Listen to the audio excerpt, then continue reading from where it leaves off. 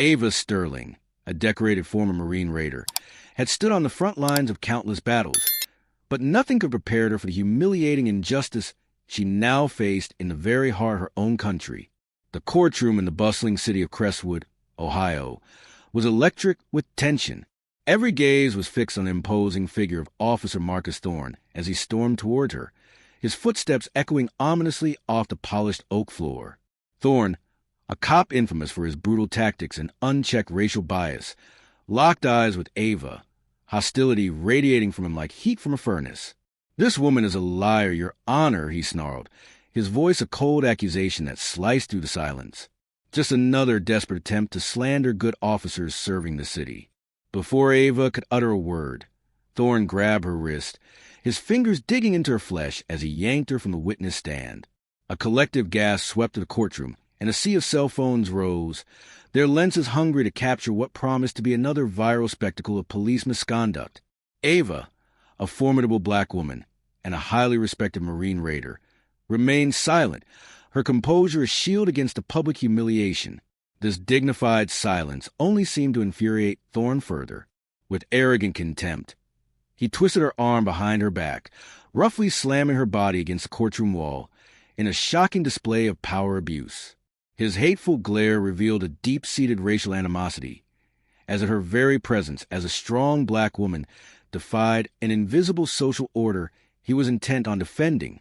A voice in the crowd shouted for justice, but the judge sat frozen, seemingly paralyzed by the sudden escalation. Whispers of disbelief filled the room as people exchanged shocked glances. Many recognized Ava. Her face had recently been featured on local news as one of the few women to ever wear the coveted Marine Raider insignia. Yet, here she was, restrained helplessly by an officer whose badge seemed to grant him immunity from all accountability. Ava's breathing steadied, her expression unreadable, betraying nothing of the sharp indignation that burned beneath her calm facade. She could feel the collective rage of the room, yet no one dared intervene, paralyzed by fear of Thorne's unchecked authority. The crowd remained painfully silent, leaving Ava isolated against the brutal force gripping her wrists. Little did Officer Marcus Thorne realize that his arrogance had just ignited an explosive fuse of instant karma. For beneath Ava's quiet, disciplined exterior was a fierce determination for truth and justice, honed through years of elite military training. Her strategic mind rapidly analyzed the situation, calculating her next move with deadly precision. She had faced far deadlier threats overseas, battled insurgents under fire, and diffused hostage situations with unwavering confidence. Here, in her own homeland, she refused to let injustice prevail. As Thorne tightened the handcuffs around her wrists, unaware of the storm of viral outrage about to unfold, Ava's eyes hardened with silent defiance. This courtroom injustice wasn't merely another racial profiling statistic. This was a breaking point, the pivotal moment where a black Marine Raider would finally fight back. And what Ava planned next would not only shock Officer Marcus Thorne, it would shake the foundations of an entire corrupt system. A legacy of Justice Ava Sterling never envisioned becoming a viral sensation for confronting racial injustice in her own backyard. Growing up in Crestwood, a city with proud military heritage but a painful history of racial profiling, Ava had always carried a quiet resolve. Her father, Colonel Michael Sterling, was a decorated Army officer. Her mother, Dr. Lena Sterling, an educator and fierce civil rights advocate, had taught Ava early in life about the delicate balance between strength and patience. Inspired by her parents' integrity, Ava knew from childhood that she was destined to serve her country. Excelling in both athletics and academics, she graduated high school as valedictorian and set her sights on a spot in one of America's most rigorous training programs, the Marine Raiders. The path was anything but easy, yet her unwavering determination saw her succeed, becoming one of the first black women in history to earn the prestigious Raider insignia.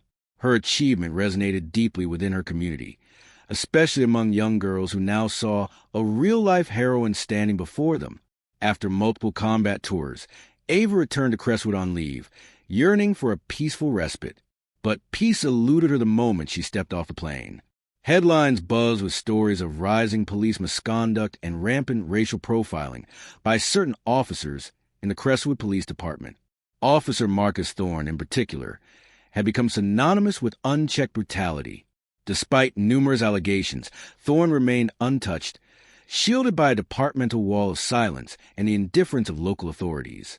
Ava observed quietly, attempting to stay out of the spotlight. That changed abruptly one rainy afternoon when a routine errand led her to witness the horrifying reality of Thorne's abuse of power. Stopped at a red light near the waterfront, she noticed a commotion at a corner gas station. Ava's eyes narrowed as she watched Officer Thorne aggressively approach a young black man named Jamal Peters, whose only crime appeared to be walking with his hoodie up against the rain. Sensing another abuse of power about to unfold, she quickly began recording the incident on her cell phone. Thorne's harsh voice echoed across the pavement, accusing Jamal of looking suspicious. His hand moved swiftly, gripping Jamal by the collar before violently shoving him against the hood of his patrol car. "This is exactly what racial profiling looks like," Ava whispered to herself, her heart pounding with frustration. His aggression escalated without provocation, turning a routine questioning into a blatant assault. Unable to merely stand by, Ava stepped forward calmly, her voice steady yet firm. "Officer, I think there's a misunderstanding here. This young man hasn't done anything wrong." Thorne spun around, surprised by her audacity. His eyes flickered with hostility as he scanned her face, noting her assertiveness. "And who exactly are you?" Thorne spat, his voice laced with disdain. Ava refused to rise to his baiting tone. "I'm a concerned citizen. Your treatment of this young man is completely inappropriate." The standoff lasted several tense seconds before Thorne reluctantly released Jamal, shooting a final, ominous glare toward Ava that promised silent retribution. From that moment, Ava knew she'd made a powerful enemy. Yet, she felt no regret. Her sense of duty wouldn't allow her to overlook injustice, even if it placed her squarely in Thorne's crosshairs. When news of her confrontation with Thorne spread, local media swarmed to interview her. Friends and family praised her bravery, but others, particularly in law enforcement circles, sought to label her as an agitator. Online, opinions exploded, quickly turning her courageous stand into a controversial debate. The public attention made Ava reluctant to testify against Thorne, as she knew the personal cost would be immense. But her mother's words resonated deeply. Staying silent only gives power to injustice. Determined to be a voice for the voiceless, Ava agreed to testify in court about what she had witnessed. As the trial neared, Ava faced mounting pressure. Her superiors at the Marine Corps cautioned her against the risks to her military career, subtly hinting at potential repercussions. Despite the external and internal pressures, Ava prepared meticulously, gathering detailed records and authentic body cam footage from independent sources that depicted Thorne's troubling pattern of racial profiling and police misconduct. Each piece of evidence was a powerful indictment against an officer who had, until now, evaded accountability. The morning of her testimony, Ava walked into the courthouse with her head held high, well aware of the eyes scrutinizing her every step. Murmurs rippled through the crowd, curiosity mingling with skepticism. Detractors whispered accusations of attention-seeking and defamation, but she refused to be deterred by unfounded criticism. Her sense of duty eclipsed any personal fear, her resolve rooted firmly in the truth. When the bailiff called her to the stand, Ava's voice never wavered. She methodically outlined the incident she had witnessed. Thorne's excessive force against Jamal, his immediate hostility when confronted. Her testimony was articulate and composed, steeped in undeniable facts. But as Ava spoke, Thorne's simmering rage reached a boiling point.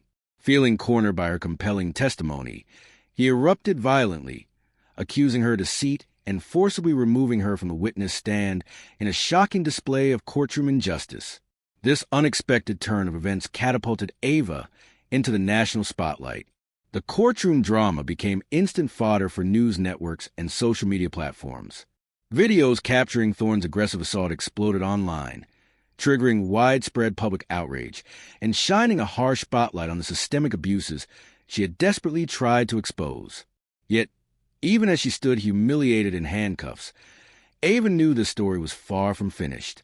The battle for justice had only just begun, a web of deception and a secret ally.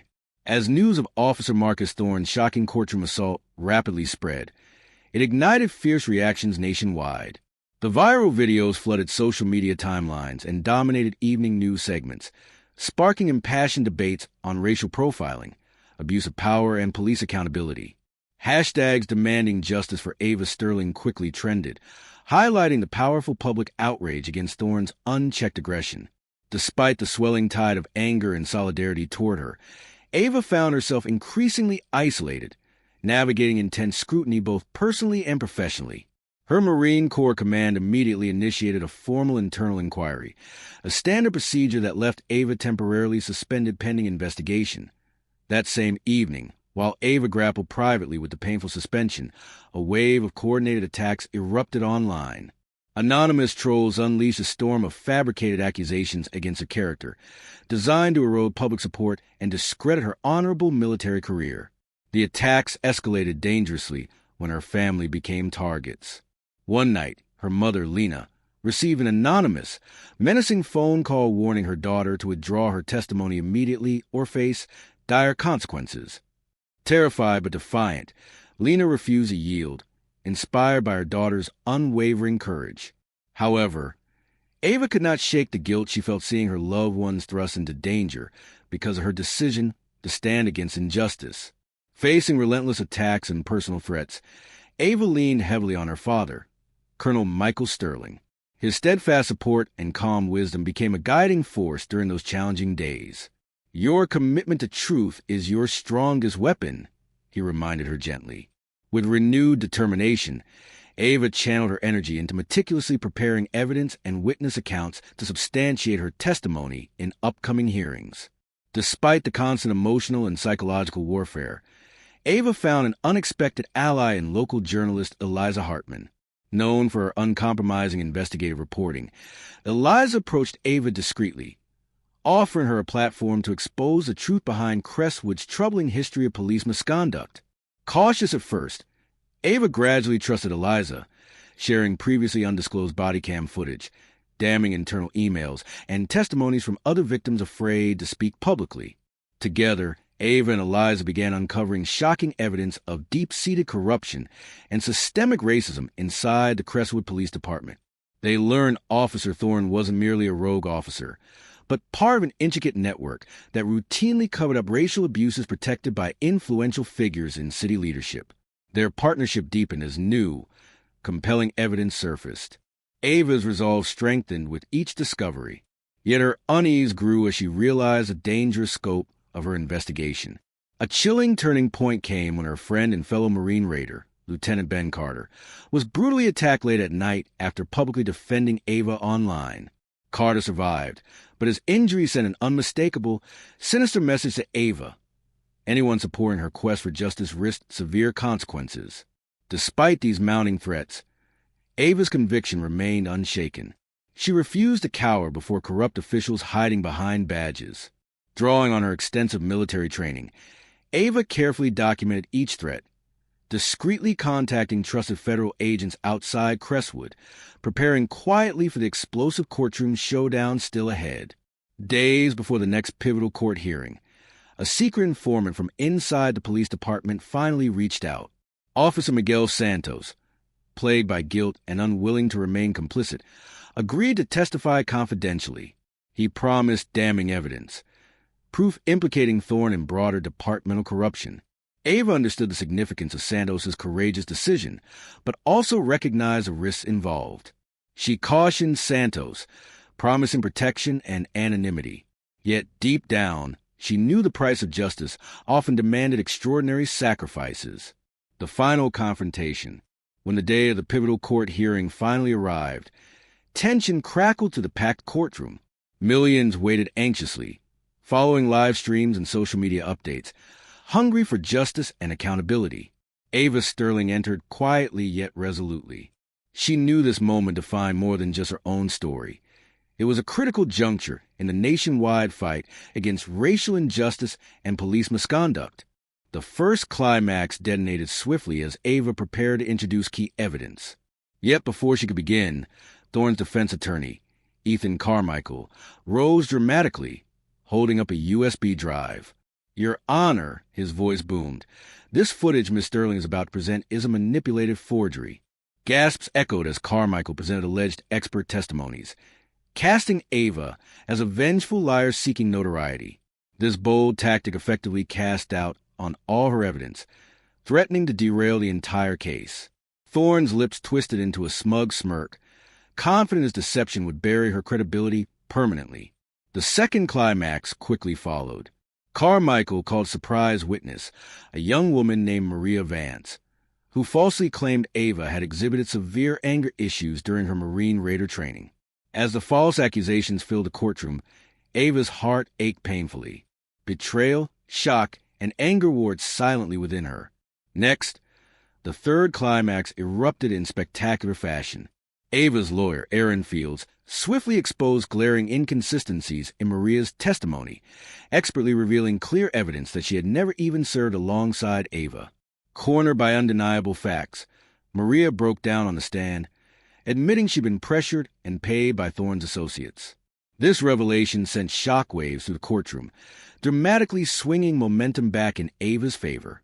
But the fourth climax slammed into Ava moments later. An urgent message flashed on her phone. Her father, Colonel Michael Sterling, had been abruptly detained by local police under vague and suspicious charges. The timing was clearly deliberate, a ruthless tactic intended to intimidate Ava into silence. Fear for her father's safety twisted painfully in her chest, but she carried on, knowing he would expect no less. The fifth climax was deeply personal and unexpected. A security guard discreetly handed Ava an anonymous note, a chillingly precise threat warning her that continuing her testimony would ensure severe consequences not only for herself but for her family, too. Clearly, this wasn't merely Officer Thorne at work. Someone powerful behind the scenes orchestrated this sinister campaign of fear. Ava knew these intimidation tactics only solidified her determination. Returning after recess, the sixth climax surged violently forward. A breaking news alert rippled across media platforms. Officer Miguel Santos, Ava's secret informant, had been brutally attacked, severely injured, and hospitalized in critical condition. The unmistakable message was clear. Loyalty to the truth would be met with ruthless violence. Yet, even as dread hung thickly in the air, Ava's quiet resolve refused to fracture. The seventh climax unfolded dramatically when Eliza Hartman, the fearless investigative journalist, hurriedly entered the courtroom. Presenting damning internal police emails, Eliza unveiled irrefutable evidence confirming Officer Thorne's involvement in orchestrated cover-ups and racial profiling practices spanning several years. The courtroom erupted into chaos, stunned disbelief gripping spectators as Thorne's carefully constructed facade began unraveling irreparably. However, the eighth climax arrived cruelly. Judge Mitchell abruptly ruled Eliza's presented evidence inadmissible, citing procedural technicalities. Despite the staggering proof now publicly exposed, it remained legally untouchable. An atmosphere of frustrated helplessness descended heavily upon the courtroom. Amid this emotional turmoil, the ninth climax quietly brewed. During a brief adjournment, Aaron Fields informed Ava confidentially that the FBI had secretly launched a federal investigation into Thorne's corrupt network based on evidence Ava herself had provided weeks earlier. The explosive truth hovered tantalizingly close, yet remained frustratingly beyond their immediate grasp. Ava refused to be defeated. She prepared to face the final, 10th climax head dash as the courtroom reconvened. All eyes fixed on Officer Marcus Thorne, whose previous arrogance now seemed muted behind a mask of uncertainty. The air was thick with anticipation. Ava took her place calmly beside her attorney, her composed expression masking the storm raging beneath the surface.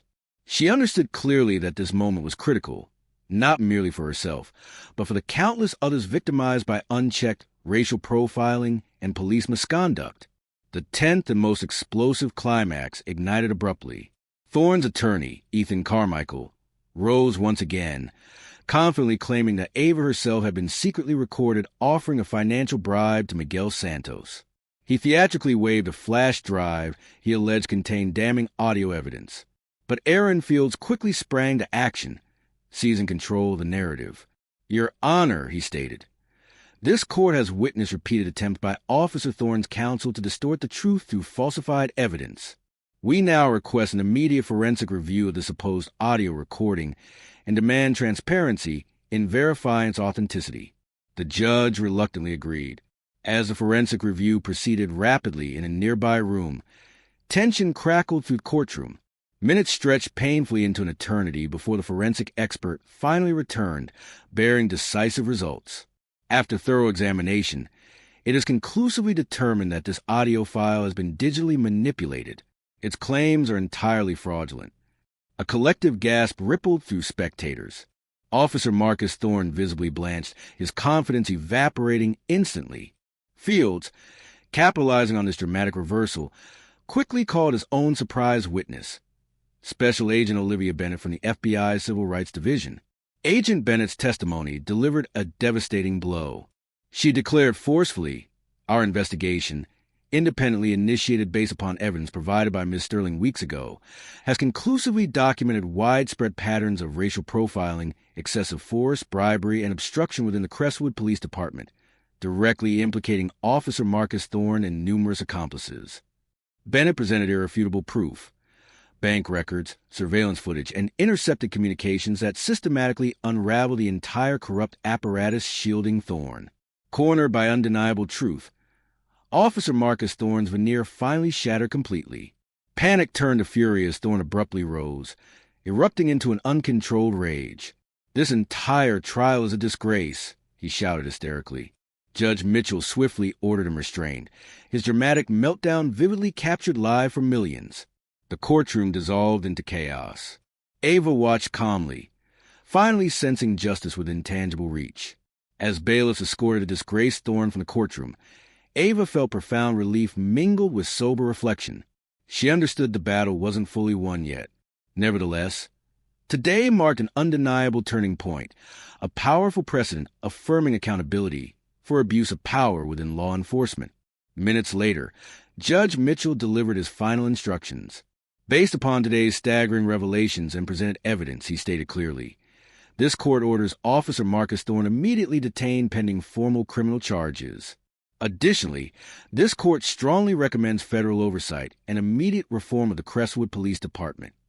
His verdict sent a shockwave through the assembled spectators, simultaneously delivering vindication and a powerful warning to corrupt officials nationwide.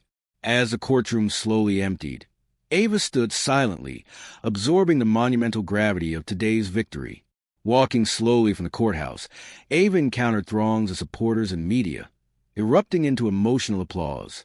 Cameras flashed continuously, documenting a historic moment defined by bravery, integrity, and an unwavering commitment to justice. Ava humbly raised a hand in gratitude, briefly addressing the assembled crowd. "Today, truth triumphed, but our fight against injustice and racial discrimination must never stop. This victory belongs to everyone courageous enough to demand better." Her heartfelt words resonated deeply, leaving millions inspired by her unyielding resolve. A final twist. In the days following the courtroom drama, public attention continued to blaze fiercely around Ava Sterling's triumphant stand. Yet beneath the celebrations, a far darker reality loomed. One evening, as Ava sat alone in her apartment, an urgent knock on her door shattered the peace. Agent Olivia Bennett stood on her doorstep, her eyes grave with unmistakable worry. "Ms. Sterling," Bennett spoke softly but urgently, "we need to talk immediately. Our investigation has uncovered something far bigger than Officer Thorne's network. He was merely one small piece in a much larger puzzle involving high-ranking city officials. Crestwood's police corruption runs far deeper than we initially realized." Ava's pulse quickened. "There's something even worse," Bennett continued. "The real reason you face such ruthless opposition isn't just because of Thorne. It's because of someone powerful hidden behind the scenes, orchestrating everything. Someone influential enough to manipulate media coverage, intimidate witnesses, even infiltrate the FBI investigation itself." Confusion and shock coursed through Ava. "Who?" she asked carefully. Bennett inhaled deeply before revealing quietly, "Judge William Thorne." Ava froze, disbelief washing through her. The respected judge presiding over her case had secretly masterminded the campaign against her from the start, pulling Thorne's strings, manipulating evidence, and orchestrating threats. Ava's hands trembled as she scanned confidential FBI records linking Judge Thorne directly to the corrupt ring. His impartial facade had allowed him to sabotage justice from within the courtroom itself. Recovering her composure, Ava met Bennett's eyes determinedly. "What do we do next?" she asked firmly. "This won't be easy," Bennett replied. "But we have one chance to publicly expose him before he buries all evidence. We need you, Ava. Your voice and credibility are crucial to unraveling Thorne's empire of corruption." Ava understood the dangers, but her inner resolve only hardened. "I'll do whatever it takes," she promised. "We started this fight. We'll finish it. Thorne must be exposed no matter the cost." They meticulously devised a strategic response, but the final key lay with Officer Marcus Thorne himself, now in jail. Ava made the controversial but courageous decision to confront him directly. When she arrived, Thorne sat sullenly in the visitation room. At first, he greeted her with bitter hostility, refusing cooperation. But Ava's powerful, heartfelt plea steadily chipped away at his stubborn defenses. "Marcus," she began calmly, "you were used, manipulated, and set up to take the fall. Thorne will sacrifice you without hesitation to save himself. But right now, you have a chance to reclaim some shred of honor, to finally stand for truth instead of corruption.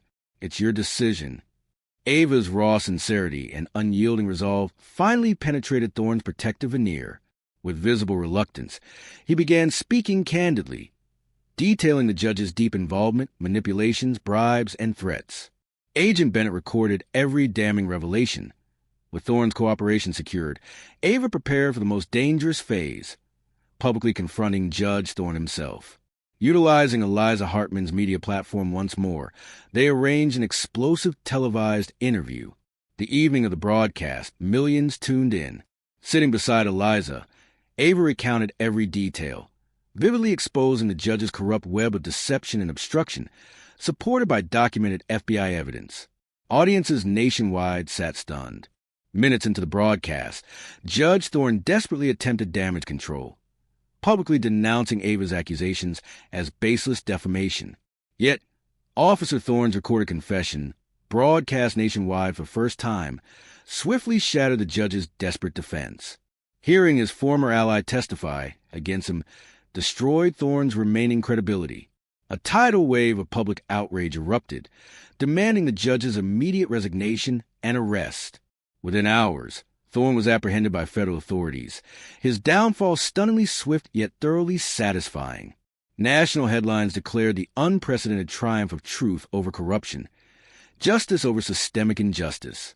Ava's courageous pursuit inspired nationwide reform conversations, highlighting the desperately needed federal oversight and addressing institutional racism and unchecked abuses within law enforcement. Though deeply exhausted, Ava understood that her voice had sparked profound change. Her bravery offered hope, inspired action, and reignited belief that integrity and justice could prevail even amid pervasive corruption. Walking quietly home, Ava felt a quiet pride. Knowing her fight was an echo of the generations who came before her, carrying forward a legacy far greater than any single victory.